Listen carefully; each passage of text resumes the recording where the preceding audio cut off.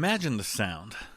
Not just one sound, but a symphony of destruction. A constant, earth-shattering roar that a soldier in his diary described as being like a collision of hundreds of bad thunderstorms. Imagine the sight of the man next to you, your best friend, his brains scattered before you in a flash of red and gray. Imagine the relentless pressure, the gnawing of lice, the gnawing of fear, and the unshakable thought, day after day, that the next minute, the next second, would be your last. That was the world of the trench, the crucible of the Great War. And in that crucible, men broke. But they broke in ways no one had ever seen before, not on this scale at least. They weren't always torn apart by shrapnel or pierced by bullets. Their wounds were invisible.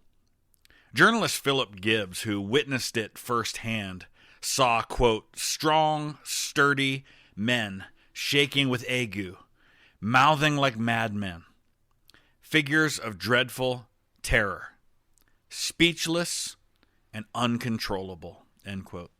One corporal recalled a man who began to scream and rave at the first shell, a man it took 8 others to hold down on a stretcher, a man whose terror he described as simply indescribable. This wasn't a wound of flesh or bone. It was a wound of the mind, a fracture of the soul. And in the chaos of war, this new terrifying affliction was given a name: shell shock. Over 250,000 British men alone were estimated to have suffered from it. It was the signature injury of the Great War. An invisible wound that would spark a medical mystery, a military crisis, and a century-long struggle to understand the true cost of combat. The term itself, shell shock, implied a simple physical cause. But the reality was far more complex, far more controversial. This is the story of that wound, a wound that doctors struggled to diagnose, that generals dismissed as cowardice, and that would haunt generations, ultimately changing forever how we understand the human mind's response to the horrors of conflict. This is Stories of the Great War. In February 1915, the esteemed British medical journal The Lancet published an article by Royal Army Medical Corps Captain Charles Myers. Myers was a physician and a psychologist, and it was he that first used the term shell shock in a medical paper, giving a clinical name to the epidemic of nervous collapse that was sweeping through the trenches. Though he later admitted he didn't invent the phrase himself, his work gave it some official weight. The name was born from a logical and in many ways comforting theory, the commotional theory. Doctors initially believed that the bizarre symptoms were the direct result of the physical force of exploding artillery shells. The logic was brutally mechanical. A bursting shell, it was argued, created a vacuum, and the subsequent rush of air disturbed the cerebrospinal fluid, upsetting the brain's delicate function. Others proposed that the immense shockwaves actually caused a cerebral lesion, a microscopic, undetectable damage to the nerves and the brain tissue. Some even theorized that it was a form of poisoning from carbon monoxide gas that was released during the explosions. This explanation was palatable because it was tangible. It treated the soldier's mind like any other part of his body, a machine that could be physically damaged by the machinery of war. But the symptoms this theory sought to explain were bewildering in their variety and in their severity. They presented a baffling catalog of human suffering that defied an easy categorization. There were the physical manifestations, men with uncontrollable tremors, facial tics, and violent spasms that seemed to have no neurological origin. Soldiers developed bizarre, staggering gaits or hysterical paralysis, their limbs frozen and useless. One sergeant was documented with a paralyzed trigger finger, a condition that made it physically impossible for him to fire his rifle. Then there were the sensory and cognitive failures. Men were struck with hysterical blindness or deafness, their eyes and ears perfectly healthy, but utterly non-functional. One famous case involved a man who was deaf to all sounds except for one word, bomb. The whisper of that single word would send him scrambling in terror under his hospital bed. Others lost the ability to speak, becoming completely mute, or developing severe stutters. Amnesia, crippling headaches, a total lack of concentration. The mind itself seemed to be short-circuiting. And beneath it all was a constant psychological torment, extreme anxiety, a state of being perpetually nervy, and terrifying nightmares that forced them to relive the worst moments of their lives night after night. By 1915 and into 1916, however, the purely physical, commotional theory began to crumble under the weight of the evidence. It became, as one report noted, astoundingly clear that a huge number of men were presenting with classic shell shock symptoms without ever having been near an exploding shell. Some had never even served on the front line. The physical explanation was clearly, fatally flawed. This forced the medical establishment to confront a far more disturbing possibility: the emotional cause. The idea that sheer, prolonged mental stress of trench warfare, the unending fear, the constant exposure to death, the exhaustion, the horror, was enough to shatter a man's mind, with or without a physical catalyst. This was a terrifying and deeply unpalatable explanation, especially for the military high command. And here, the very term that gave the condition a name became its greatest liability. The power of the phrase shell shock lay in its simple, physical explanation. It made an invisible wound seem tangible, which in a military context that understood physical injury gave it legitimacy. This legitimacy was even codified in the Army's bureaucracy. A man whose breakdown was attributed to an enemy shell could be classified with the letter W for wounded.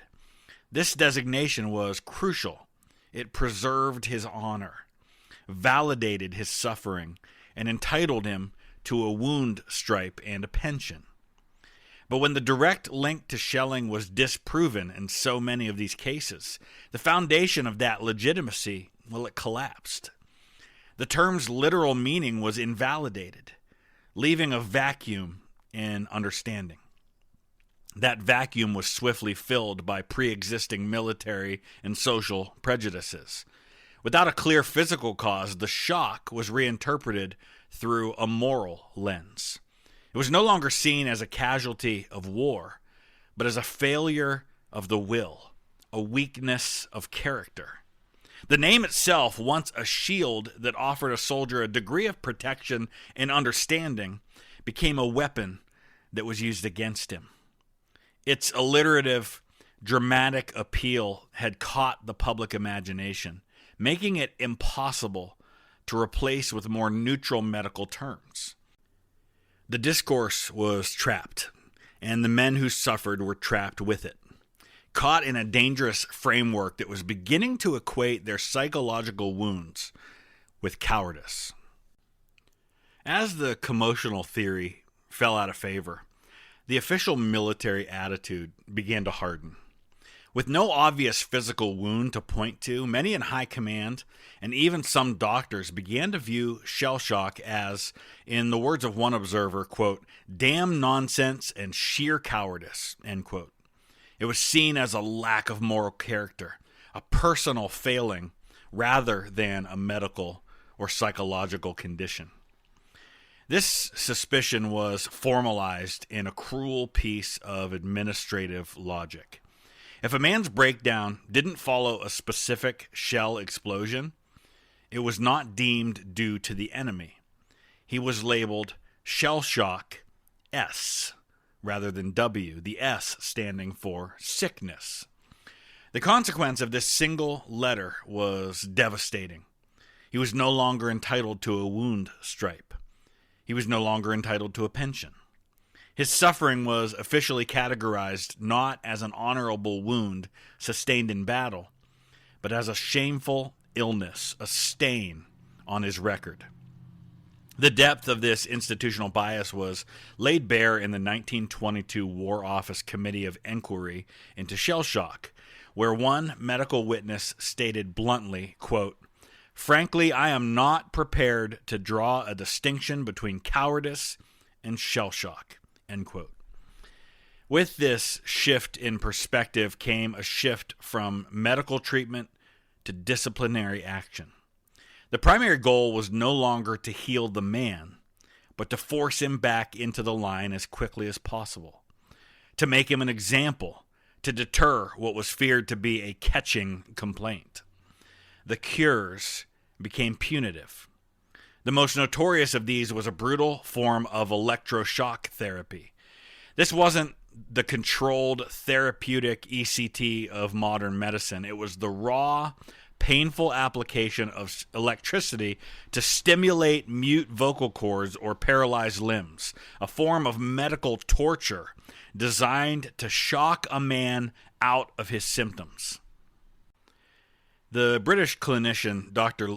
Louis Yelland chillingly detailed this approach in his 1918 book, Hysterical Disorders of Warfare.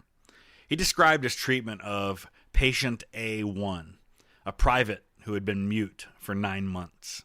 Yelland subjected the man to escalating torments, powerful electric shocks to the neck, cigarettes extinguished on his tongue, and hot plates placed against the back of his throat. After an hour of applying shocks so strong that they threw the patient across the room, the man finally whispered, "Ah!" Yelland strapped him down to continue the treatment for another hour until the patient, crying, begged for a drink of water. Yelland reported this encounter as a triumphant success. His account reveals a terrifying mindset that saw the man's will and not his traumatized mind as the enemy that needed to be broken. For some soldiers, the consequences of their breakdown were fatal. It's a persistent myth that shell-shocked men were routinely lined up and shot. But the grim reality is that the symptoms of the condition, the paralyzing fear, the confusion, and inability to obey orders, could easily be interpreted by a court-martial as a capital military crime like desertion or cowardice. Of the roughly 3,000 death sentences that were handed down by the British Army during the war, eventually 346 of them were carried out by firing squad. Of those, 266 were for desertion and 18 for cowardice.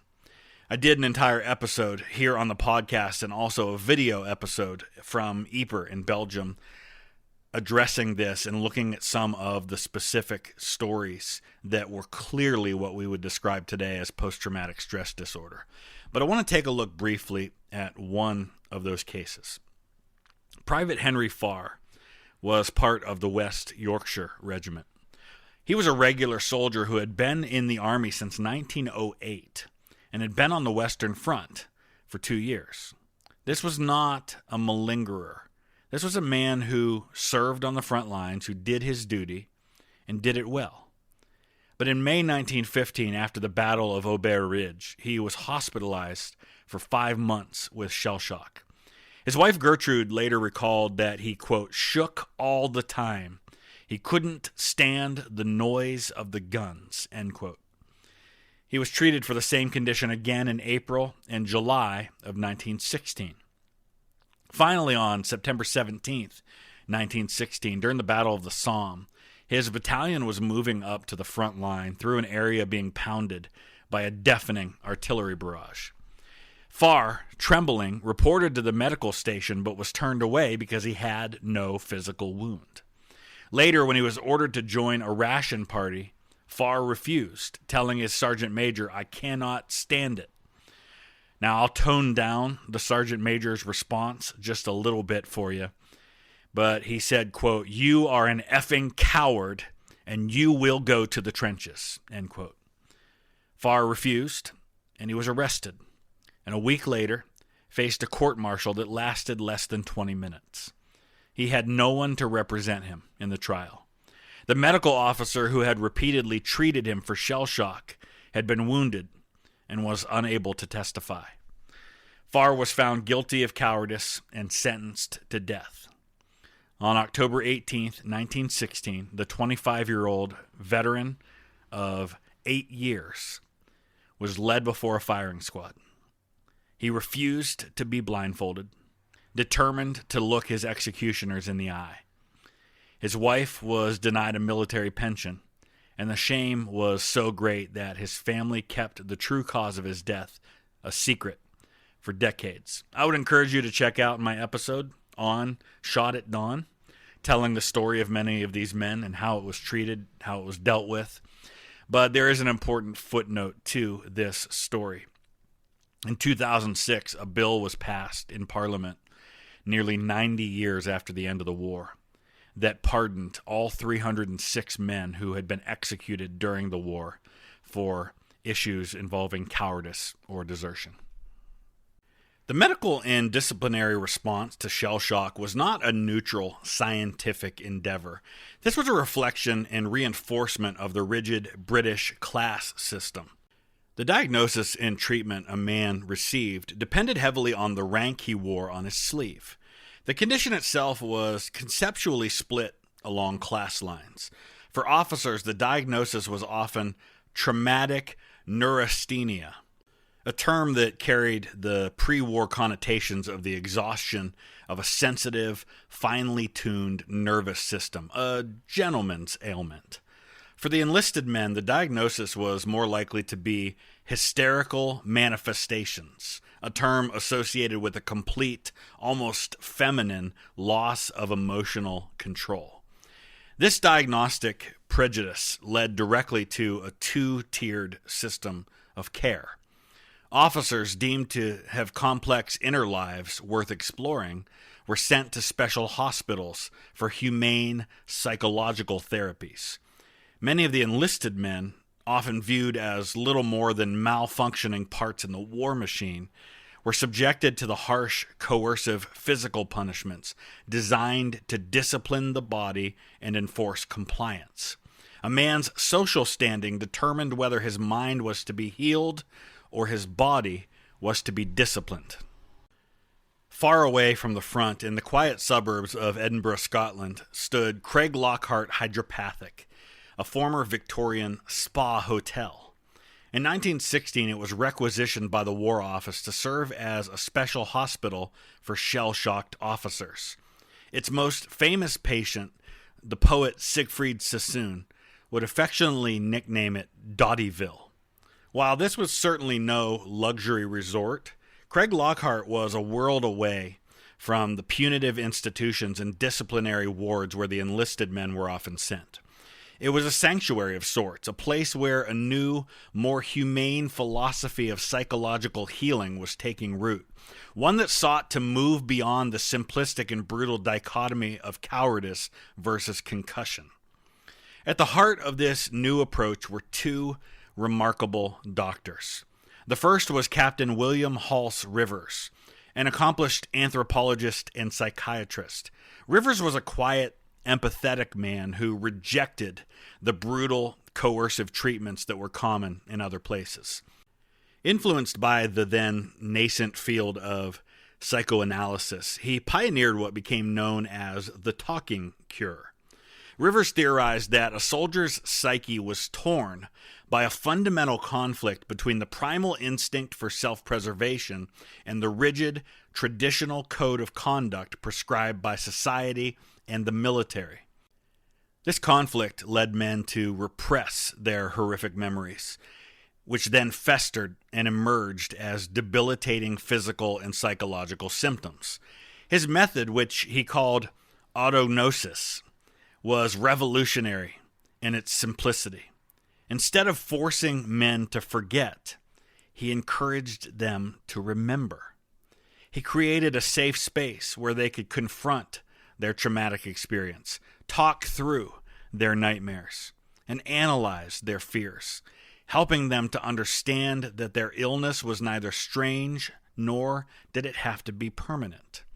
In the era of the stiff upper lip, this was radical. Working alongside Rivers was Dr. Arthur John Brock, who championed a complementary approach that he called ergotherapy, or the work cure. Brock believed that shell shock was fundamentally a state of disconnection from one's environment, from society, from oneself. The cure, therefore, was to re-establish those connections through purposeful, meaningful activity. The hospital became a hive of re-education.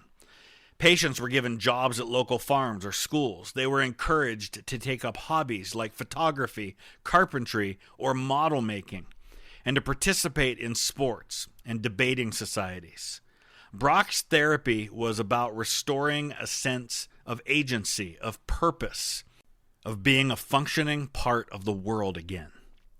One of his most important tools was the hospital magazine, The Hydra, which was produced by the patients themselves, giving them a platform to express their experiences and to rebuild their connection to a community.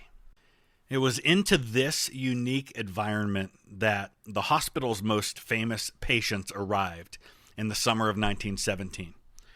Siegfried Sassoon was already a decorated officer and a published poet. He was sent to Craiglockhart not for shell shock, but to avoid a court-martial after he wrote and published his famous Soldier's Declaration, a powerful protest against the war's continuation. In fact, I want to take a minute and read that to you. So to give you a little bit of context here, this was written June 15th, 1917. This is in the aftermath of the Battle of the Somme. We are now right on the verge of Messines Ridge and Passchendaele, some of the deadliest fighting of the entire war for the British Army.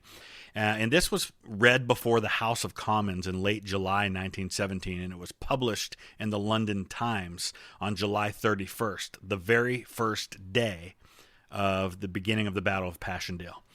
This is what Sassoon said. I am making this statement as an act of willful defiance of military authority, because I believe that the war is being deliberately prolonged by those who have the power to end it. I am a soldier, convinced that I am acting on behalf of soldiers. I believe this war, upon which I entered as a war of defense and liberation, has now become a war of aggression and conquest.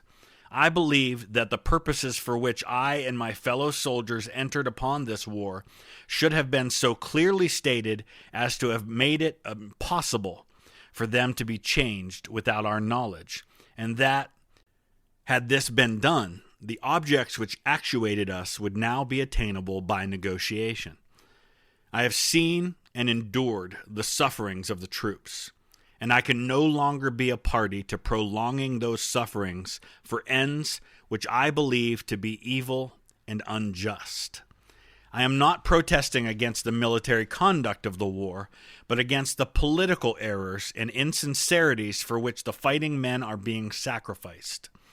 On behalf of those who are suffering now, I make this protest against the deception which is being practiced on them. I also believe that it may help to destroy the callous complacence with which the majority of those at home regard the continuance of agonies which they do not share and which they have not sufficient imagination to realize.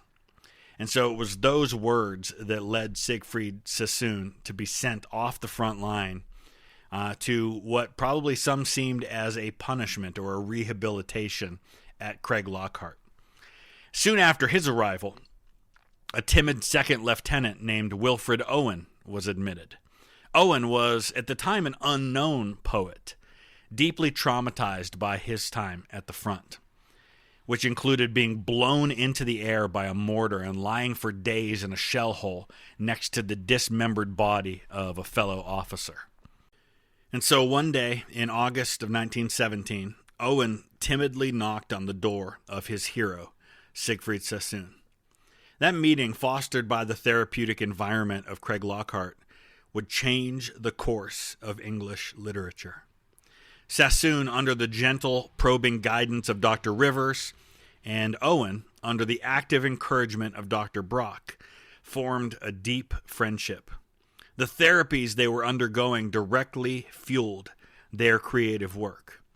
Brock tasked Owen with writing about his real war experiences, not fantasies, and eventually made him editor of the Hydra.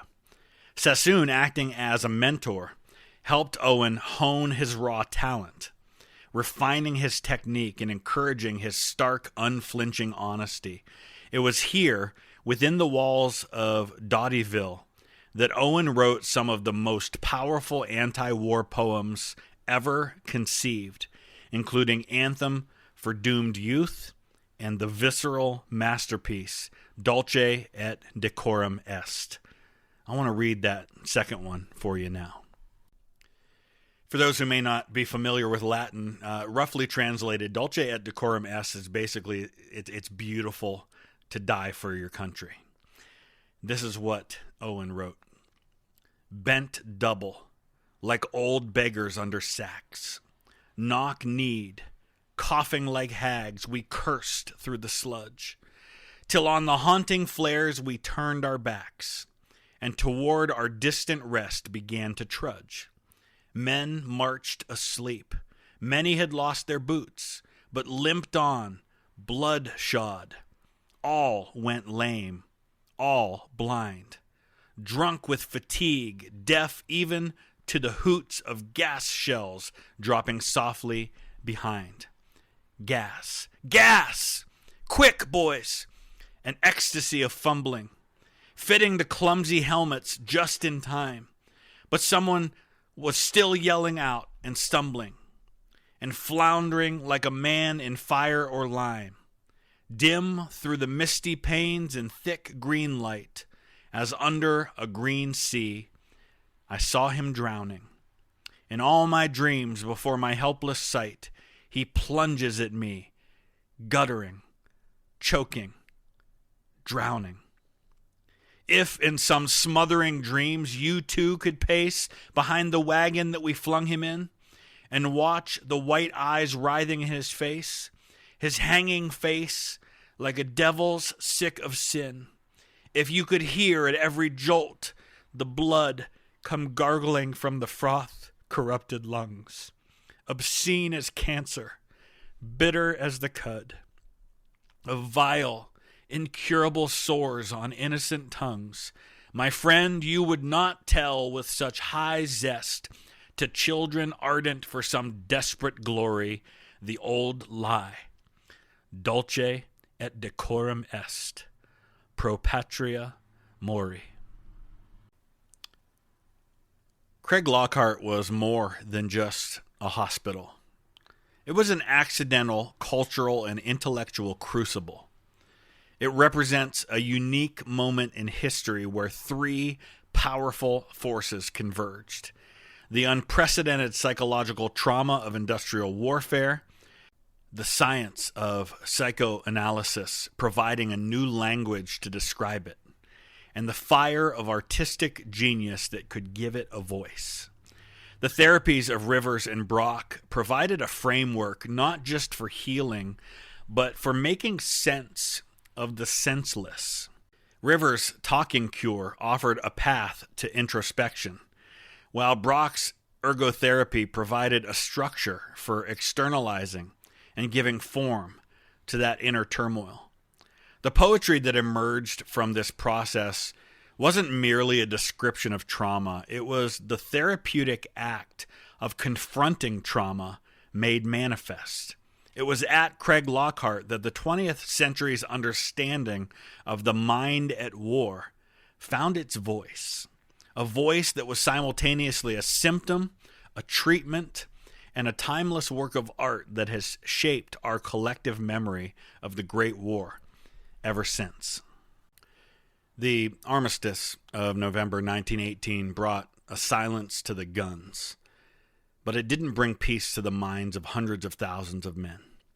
The war's end was not the end of their struggle. In 1921, 3 years after the fighting stopped, 15,000 British men were still in hospitals being treated for shell shock. And you can add to that number the French, Americans, Russians, Germans, Austro-Hungarians, Ottomans, Italians, Serbians, and more. Countless more men suffered in silence at home, terrified of the social stigma that branded their invisible wounds as a weakness of character and a failure of masculinity. For these veterans, reintegrating into civilian life was in itself a profound challenge. They struggled to hold down jobs and maintain relationships, haunted by nightmares and flashbacks that could be triggered by a loud noise or a certain smell. They felt isolated from a society that was desperate to move on and forget the war. This trauma did not end with them either. It echoed through their families, affecting spouses and children for generations to come. In response to this crisis, a group of women founded the charity Combat Stress in 1919, determined to stand against the stigma and provide the dedicated long-term support that the government and the military had failed to offer. The history of shell shock in the decades that followed is a tragic cycle of discovery and amnesia. The lessons learned at such a high cost during the Great War were systematically forgotten. The 1922 War Office report officially recommended that the term shell shock be banned from use, an astonishing attempt to legislate a medical condition out of existence, to erase the memory of this inconvenient wound. When the world plunged into war again in 1939, it was as if the insights from Craiglockhart had never happened. The condition reemerged, this time under new names: battle fatigue or combat exhaustion. The cycle of institutional forgetting reached its apex in 1968 at the height of the Vietnam War, when the American Psychiatric Association removed the diagnosis of gross stress reaction from its diagnostic manual, effectively leaving a generation of traumatized soldiers with no official name for their suffering. It was the profound suffering of those same Vietnam veterans, combined with growing research on Holocaust survivors and victims of other severe traumas, that finally forced a lasting reckoning. In 1980, a landmark moment occurred. Post-traumatic stress disorder, or PTSD, was officially added to the third edition of the Diagnostic and Statistical Manual of Mental Disorders. This new diagnosis was comprehensive. It provided a clear framework that included the key symptom clusters: re-experiencing the trauma, avoidance of reminders, and a state of constant hyper-arousal. Crucially, it acknowledged that these devastating symptoms could result from any catastrophic event, not just the unique horrors of the battlefield. The long, painful journey from a mysterious commotional injury to a mark of cowardice to a recognized and treatable psychological disorder was paved with the suffering of the men of the Great War. They were the unwilling subjects in a vast and brutal experiment that forced medicine, the military, and society to confront the true enduring cost of modern warfare. The language we use today, PTSD, trauma-informed care, and the therapies that bring relief to millions are a part of their legacy. It was a legacy written in their silent torment and given a voice by the poets who found a way to articulate the inarticulable As Wilfred Owen wrote in the preface to his collection of poems, a preface he would not live to see published, quote, "My subject is war, and the pity of war. The poetry is in the pity," end quote. It was through that pity, transformed into poetry, that the invisible wound of a generation was first made truly, unforgettably visible to the world. Thanks for listening.